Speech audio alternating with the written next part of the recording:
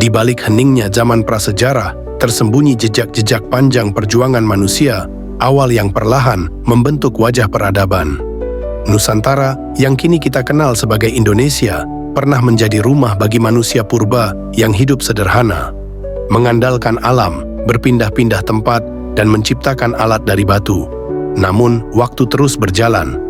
Perubahan demi perubahan mengantar mereka ke sebuah masa baru, zaman sejarah dan lahirnya peradaban.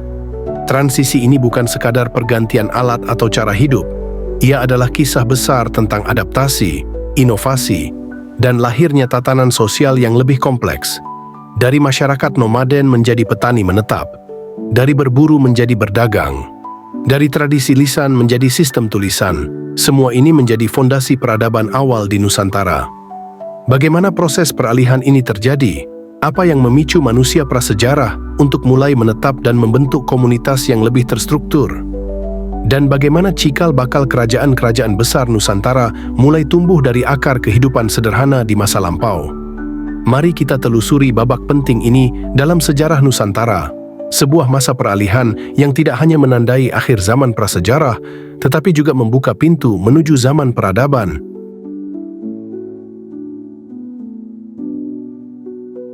Zaman prasejarah di Nusantara terbentang selama ribuan tahun, sejak manusia pertama menghuni wilayah ini.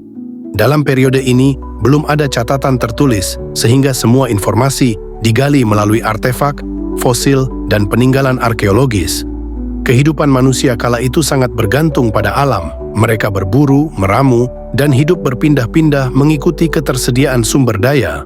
Secara garis besar, prasejarah di Nusantara terbagi menjadi 3 tahap: Paleolitikum, batu tua, Mesolitikum, batu tengah, dan Neolitikum, batu baru.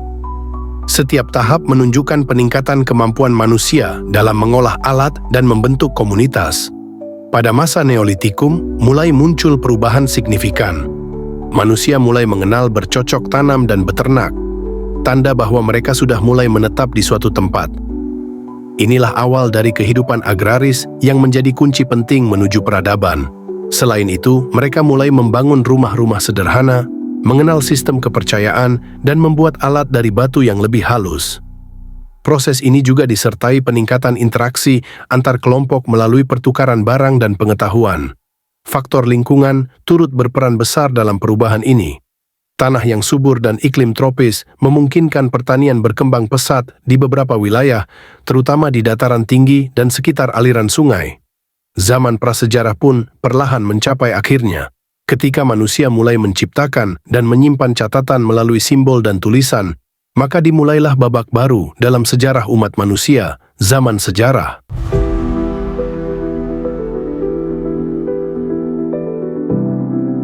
Peralihan menuju peradaban tidak terjadi seketika. Salah satu pemicu utama adalah munculnya teknologi baru, seperti peralatan logam yang menggantikan batu.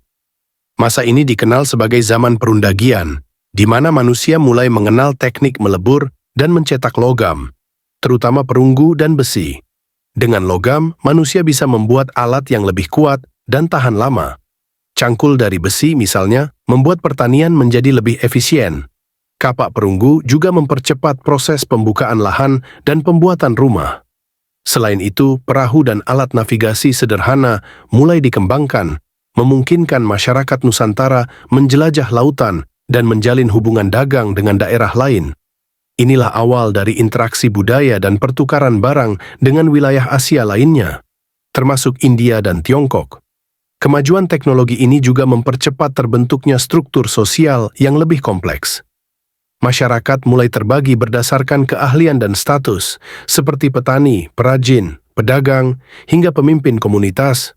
Dalam proses ini, lahir pula kepercayaan kolektif yang diwujudkan dalam bangunan-bangunan megalitik seperti menhir, dolmen, dan sarkofagus.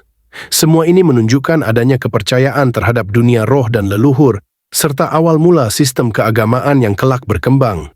Teknologi tidak hanya mempercepat perubahan, tapi juga memfasilitasi terbentuknya budaya dan identitas lokal yang kuat, sebuah fondasi penting bagi lahirnya peradaban Nusantara.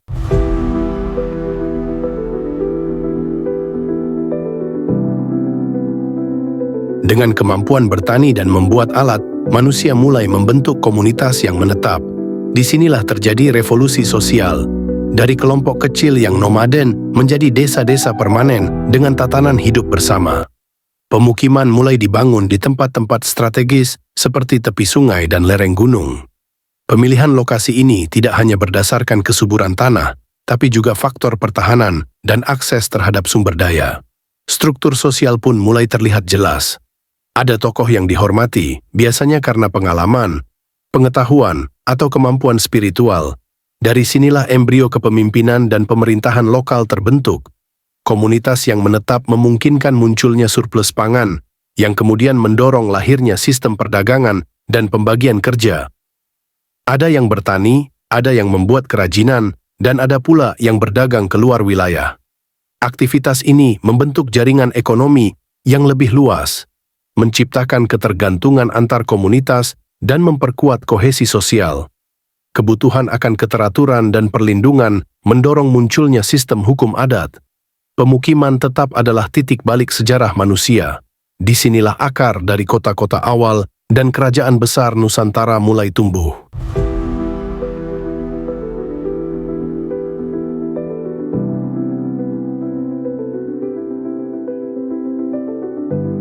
Ketika teknologi pelayaran berkembang, masyarakat Nusantara mulai menjalin hubungan dengan peradaban lain.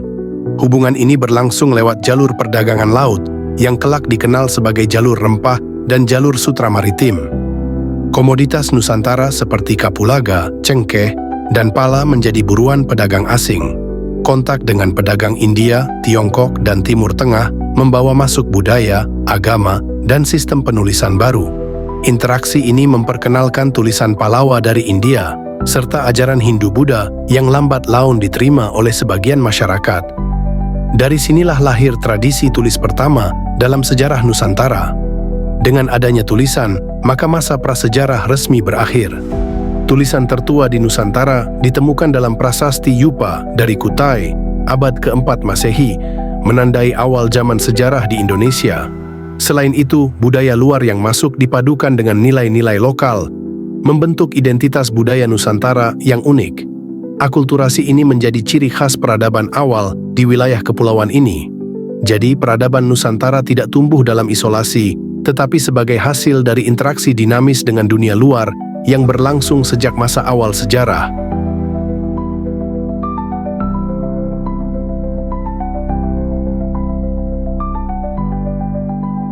Kemunculan pemukiman besar, struktur sosial, teknologi, dan sistem tulisan menciptakan kondisi ideal untuk lahirnya negara awal atau kerajaan. Masyarakat mulai memiliki pemimpin yang tidak hanya disegani, tapi juga memiliki legitimasi spiritual dan politik. Kerajaan Kutai di Kalimantan menjadi kerajaan tertua yang tercatat dalam sejarah Indonesia, dengan peninggalan berupa prasasti, batu beraksara Pallava, dan berbahasa Sanskerta. Ini menunjukkan bahwa pengaruh India sudah cukup kuat di kalangan elit lokal. Menyusul kemudian Tarumanegara di Jawa Barat dan Kerajaan Holing, Kalingga di Jawa Tengah.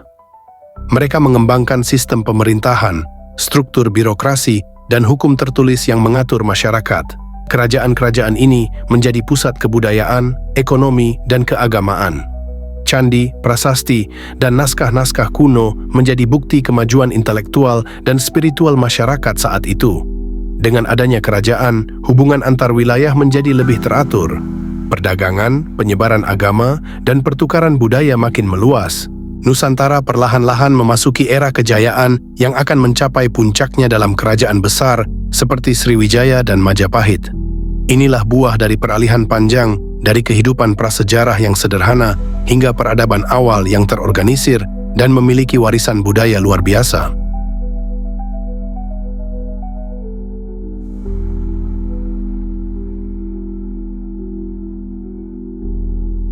Peralihan dari zaman prasejarah ke peradaban awal di Nusantara bukanlah proses instan.